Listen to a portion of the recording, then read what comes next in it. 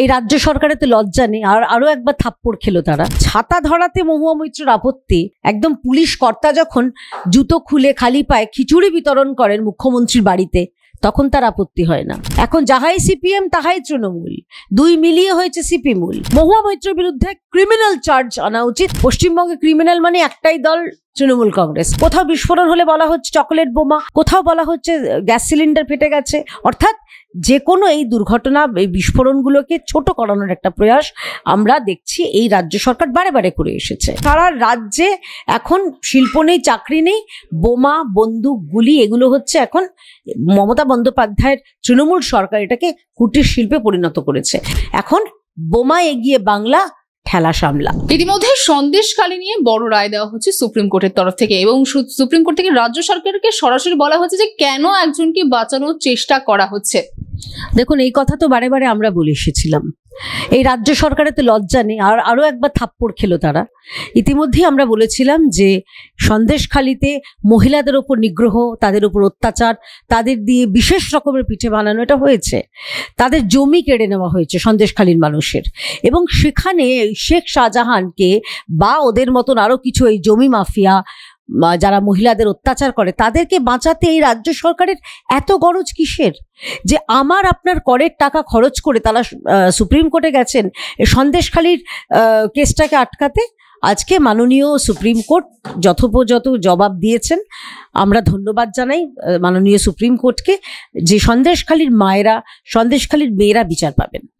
আচ্ছা দিদি, আজকে বলবো আরেকটা কথা আমি বলতে চাই যে সন্দেশখালীর ঘটনাটাকে সাজানো ঘটনা, টার্গেট করা কোনো ব্যাপারই নয়, মিথ্যে কথা। 1000 টাকা 2000 টাকা মেয়েদের যে রেট বেঁধে দিয়েছিল সেটা যে সর্বস্ব মিথ্যে, সেটাও প্রমাণিত হলো। এগুলো তৃণমূল কংগ্রেস নিজেদের দোষ ঢাকতে, নিজেদের এই অত্যাচার, নিজেদের এই অন্যায় অবিচারের যে মুখ, সেটা ঢাকতে যে তারা এই ঘটনা বা এই মিথ্যেগুলো ছড়িয়েছিলেন সেটাও প্রমাণিত হলো। আচ্ছা দিদি, রেখা শর্মাকে নিয়ে অর্থাৎ ছাতা ধরা নিয়ে যে বিতর্কের সূত্রপাত হয়েছে, মৌমিত্রা যে বিতর্কিত মন্তব্য করেছে তার উপর যে অভিযোগ দায়ের করা হয়েছে, এই একই ছাতা ধরা নিয়ে আমি দেখেছি তুমি নিজেও তোমার নিজের এক্স হ্যান্ডেলে একটা ফটো পোস্ট করেছিলে। হ্যাঁ, সেই ফটোটা আমার সামনেই আছে। আমি অনুরোধ করব তোমাদের ক্যামেরা পার্সনকে, এই যে মহুয়া মৈত্র যিনি জাতীয় মহিলা কমিশনের মুখ্য রয়েছেন, মুখ্য পদে রয়েছেন, সভাপতি পদে রয়েছেন, তাকে নিয়ে একটা কুরুচিকর মন্তব্য করেছেন। আর এইখানে মহুয়া মৈত্রর ছাতা অন্য কেউ ধরে আছে। বিষয়টা হলো, ছাতা ধরাতে মহুয়া মৈত্রর আপত্তি, আর এই রাজ্যের একদম পুলিশ কর্তা যখন জুতো খুলে খালি পায়ে খিচুড়ি বিতরণ করেন মুখ্যমন্ত্রীর বাড়িতে, তখন তার আপত্তি হয় না। এই রাজ্যে যখন আমরা দেখেছি নন্দীগ্রাম থেকে কেতুগ্রাম বিভিন্ন জায়গায় পুলিশ যখন রাজনৈতিক মঞ্চে ওঠে, তখন তার আপত্তি হয় না। এই রাজ্যে যখন পুলিশ, বিভিন্ন থানার কর্তারা যখন রীতিমতন পুলিশের, সিপিএম এর ক্যাডারের, মাফ করবেন, তৃণমূলের ক্যাডারের মতন আচরণ করেন, তখন তার আপত্তি হয় না। আগে সিপিএমও করতো একই কাজ, আমি যে কারণে সিপিএমটা বেরিয়ে গেল। আর এখন তো সিপি মূল, এখন যাহাই সিপিএম তাহাই তৃণমূল, দুই মিলিয়ে হয়েছে সিপি মূল। তো এরা এই ঘটনা করে এসছে, এবং মহুয়া মৈত্রর এই ব্যাপারগুলো দেখা উচিত। এবং তার বিরুদ্ধে আজকে আমি খবর পেলাম দিল্লি পুলিশ তারাও একটি স্বতঃপ্রণোদিত হয়ে মামলা রুজু করেছে। আমি ধন্যবাদ জানাই, কারণ এই দুর্বিনীত মানে অভব্য আচরণ করা মহিলা, যিনি কিনা আগের বারে যখন তিনি সাংসদ ছিলেন তখন তিনি প্রশ্নের বিনিময়ে টাকা নিতেন, নানান রকম গিফট নিতেন, তার একটা এই অভব্য আচরণের একটা কোথাও জবাব দেওয়া দরকার এবং বন্ধ হওয়া দরকার। তাকে দৃষ্টান্তমূলক তার বিরুদ্ধে ব্যবস্থা নেওয়া দরকার। ছাতা ধরাটা কি কারোর চরিত্র বিচার করে? মমতা বন্দ্যোপাধ্যায়ের মাথায় তো কতবার ছাতার ছবি আছে, রাহুল গান্ধীর মাথায় কতবার ছাতার ছবি আছে, কতবার ছাতার ছবি আছে সোনিয়া গান্ধীর মাথায়, মহুয়া মৈত্র নিজের মাথায় আছে। দেখুন, কোনো কারণে হয়তো তার হাত ব্যস্ত ছিল, কি ছিল সেটা ধরেছে। আমাদের দেশের প্রধানমন্ত্রী আপনি দেখেছেন, তিনি এই ভিআইপি কালচারে একেবারেই বিশ্বাস করেন না। তিনি নিজের ছাতা নিজে ধরে থাকেন। সেখানে দাঁড়িয়ে কিন্তু এই নোংরা মন্তব্য একজন মহিলা হয়ে আরেকজন মহিলাকে, আমি ভুলে যাচ্ছি কে সাংসদ কে মহিলা কমিশনের সভানেত্রী, আমি বলছি যে একজন অধ্যক্ষা, আমি বলছি একজন মহিলা হয়ে মহিলা সম্পর্কে এরকম কুরুচিকর মন্তব্য, এটা তৃণমূলের সংস্কৃতি ধারক বাহক, এটা মহুয়া মৈত্রর, তিনি নাকি অনেক উচ্চ শিক্ষিতা। না, এটা শিক্ষিত হওয়ার কোনো লক্ষণ নয়, শিক্ষিত হতে হয় অন্তর থেকে। তা যার অন্তরটাই দুর্নীতিতে ভর্তি, যার অন্তরটাই কালিমা লিপ্ত, তিনি কি করে অন্যকে এরকম শিক্ষার কথা বলবেন? বড় বড় কথা বলছেন তিনি, একটার পর একটা মন্তব্য করছেন, যে মন্তব্যের কোনো সারবত্তা নেই। আজকে তো প্রমাণিত হয়ে গেছে যে হিন্ডেনবার্গ, যেটাকে নিয়ে উনি আক্রমণ করেছিলেন আদানিকে, আমাদের দেশের একজন অন্যতম শিল্পগোষ্ঠী, হিন্ডেনবার্গের তৈরি করা পুরো রিপোর্ট যেগুলো, সেগুলো ভুয়ো, জালি এবং উদ্দেশ্য প্রণোদিত, সেটা প্রমাণিত হয়ে গেছে। মহুয়া মৈত্রের বিরুদ্ধে ক্রিমিনাল চার্জ আনা উচিত। এক তো উনি দুর্নীতিগ্রস্ত, প্রশ্নের বিনিময়ে টাকা নেন, ঢৌকন নেন, এবং তিনি দেশের সুরক্ষা, দেশের যে আভ্যন্তরীণ যে গোপনীয়তা, যেটা একজন সাংসদ তার যিনি শপথ নিয়ে থাকেন, সেটাকেও তিনি ভেঙেছেন। এই শপথ বাক্য যেটা নিয়েছিলেন তিনি, সেটা ভেঙেছেন। তার বিরুদ্ধে অবিলম্বে আবারও ক্রিমিনাল চার্জ করা উচিত। উনি একজন ক্রিমিনাল থেকে কোনো অংশে কম নন। আচ্ছা, রেখা শর্মার বিরুদ্ধে তার যে বিতর্কিত মন্তব্যের জন্য যে অভিযোগ দায়ের করা হয়েছে, তারপরে দেখা যায় যে মহুয়া মৈত্র তার নিজের এক্স হ্যান্ডেলে একটি পোস্ট করে, যে মূলত যে সমস্ত সীমান্ত, আমি যদি বলি যে বনগাঁ লোকসভা কেন্দ্রে সেখানকার যে সাংসদ রয়েছেন শান্তনু ঠাকুরকে, তাকে নির্দেশ করে তিনি বলেছেন যে তার আদেশে বা তার স্ট্যাম্প রয়েছে সেখানে গরু পাচার হচ্ছে। তো কোথাও কি তার বিরুদ্ধে যে অভিযোগ দায়ের করা হচ্ছে সেই জল ঘোরানোর জন্য কি তিনি নথি প্রকাশ করেছে? অবশ্যই। প্রথম কথা হচ্ছে যে ওই যেটা উনি মন্তব্যটা করেছিলেন, নোংরা মন্তব্যটা, সেটা ডিলিট করে দিয়েছেন। ভয় এত ভয় কোথায়? এত ভয় পাচ্ছেন কেন তিনি? উনি নাকি একদম সত্যের পরাকাষ্ঠা, উনি নাকি কাকে কাকে চিতায় তুলবেন, নিজেই তো চিতায় উঠে যাচ্ছেন। আমি তার দীর্ঘজীবন কামনা করছি, আমি আক্ষরিক অর্থে বলছি না। উনি বেঁচে থাকুন, বেঁচে থেকে জেল ভোগ করুন, কিন্তু তার যে চিন্তা ভাবনা সেটা তো চিতায় উঠে গেছে।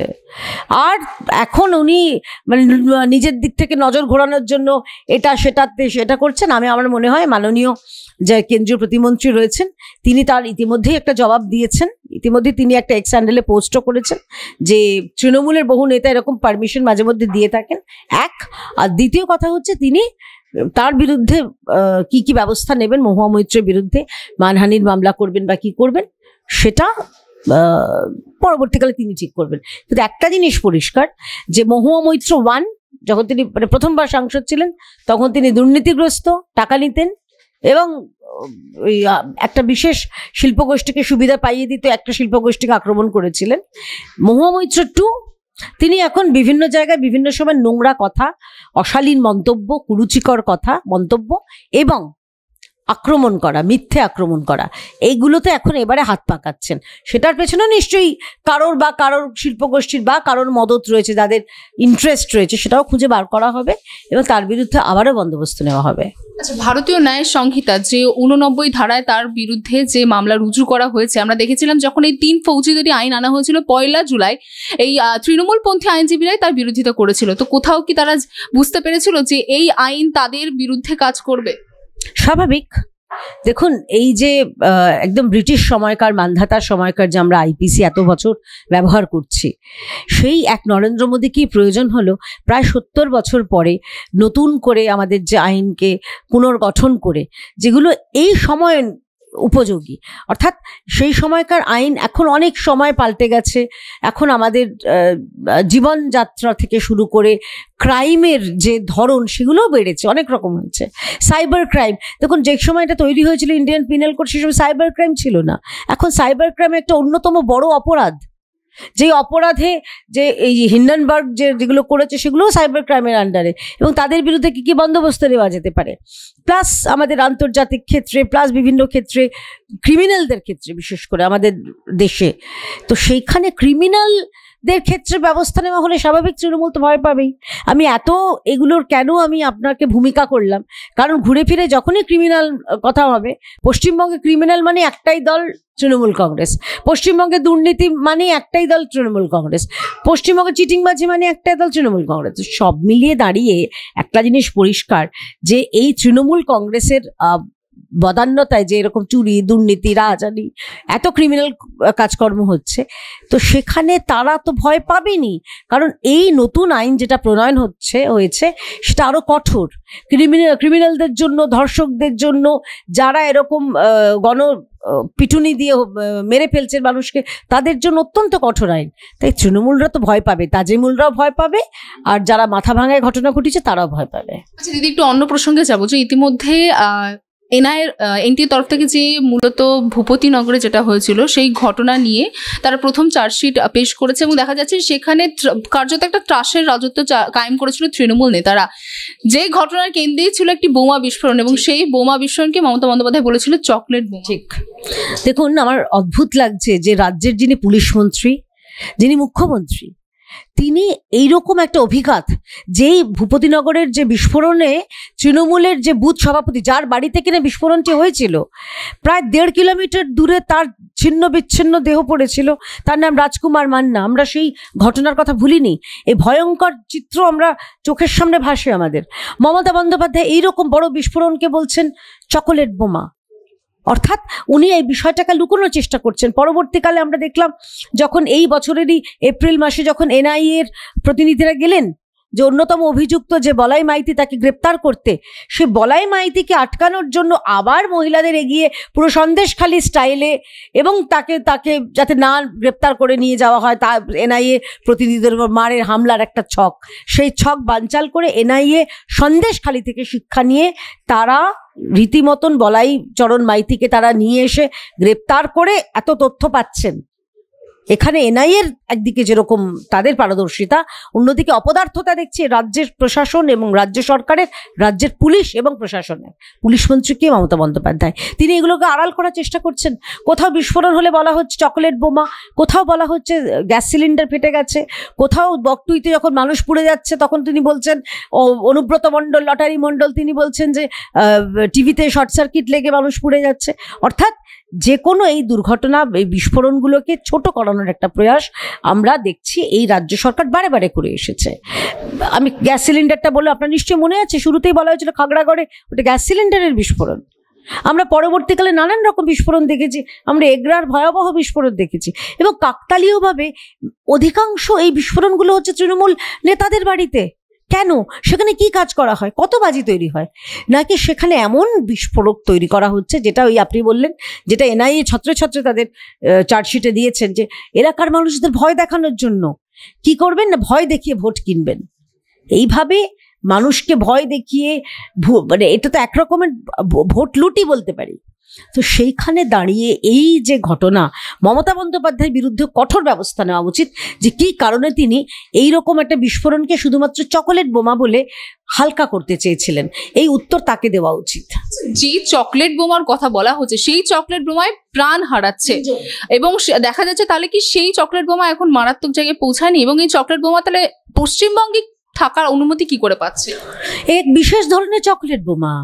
এই চকলেট বোমার ফলে মানুষ মারা যাচ্ছে, কারোর দেহ চলে যাচ্ছে 1.5 কিলোমিটার দূরে, কারোর ছিন্ন বিচ্ছিন্ন শরীরের অংশ খুঁজে পাওয়া যাচ্ছে না, কোনো মহিলার হাত উড়ে যাচ্ছে, কোনো পুরুষের পা উড়ে যাচ্ছে, কারোর মাথার খুলি ফেটে যাচ্ছে, জামা কাপড় চলে যাচ্ছে গাছের মগডালে।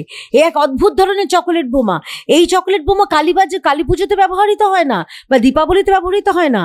এই ধরনের বিশেষ চকলেট বোমা এগুলো ব্যবহৃত হয় মানুষের মধ্যে সন্ত্রাস, ভয়, ত্রাস সৃষ্টি করতে। এই ধরনের চকোলেট বোমা শুধুমাত্র টার্গেট করা হয় বিরোধীদের জন্য, এবং এই ধরনের চকোলেট বোমা তৃণমূলের যাদের বাড়ি থেকে পাওয়া গেছে বুথ স্তরের নেতারা, তারা কুটির শিল্পের মতন তৈরি করছেন।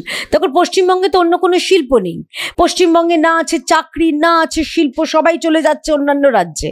এখানে বেঁচে আছে ঘুগনি শিল্প, চপ শিল্প, কচুরি শিল্প, মোমো শিল্প এবং বোমা শিল্প। এখন বোমা এগিয়ে বাংলা ঠেলা সামলা। একটা শেষ প্রশ্ন করবো দিদি, তোমার কি মনে হয় চকলেট বোমা শুধু ভূপতিনগরের মধ্যে সীমাবদ্ধ আছে? না, এর মধ্যে কতগুলো বিস্ফোরণ হয়েছে। আমি তো বলছি খাগড়াগড়টা আমি না হয় অনেক পুরনো আপনি বলবেন, তারপরে পিংলা হয়েছে, তারপরে ইংলিশ বাজার হয়েছে, তারপরে ভূপতিনগর হয়েছে, বসিরহাট ওই মধ্যমগ্রাম হয়েছে, তারপরে এগরা হয়েছে, কিছুদিন আগে কোলাঘাট হলো। এগুলো বড় বড় বিস্ফোরণ। এছাড়াও বহু এরকম বোমা, মানে বল ভেবে খেলে বাচ্চাদের কখনো মৃত্যু হয়েছে, কখনো হাত উড়ে গেছে, কখনো পা উড়ে গেছে, কখনো গুরুতর আহত হয়েছে। আমরা তো বলছি সারা রাজ্যে এখন শিল্প নেই, চাকরি নেই, বোমা, বন্দুক, গুলি এগুলো হচ্ছে এখন মমতা বন্দ্যোপাধ্যায়ের তৃণমূল সরকার এটাকে কুটির শিল্পে পরিণত করেছে।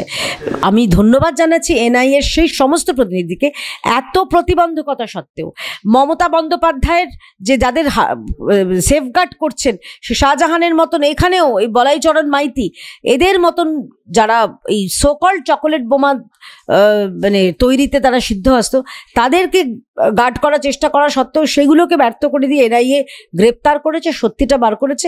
এরপরে এই রাজ্যের আরো বিভিন্ন ক্ষেত্রে যে বিস্ফোরণ হয়েছে সবগুলো সত্যি সামনে আসুক, এটাই চাই।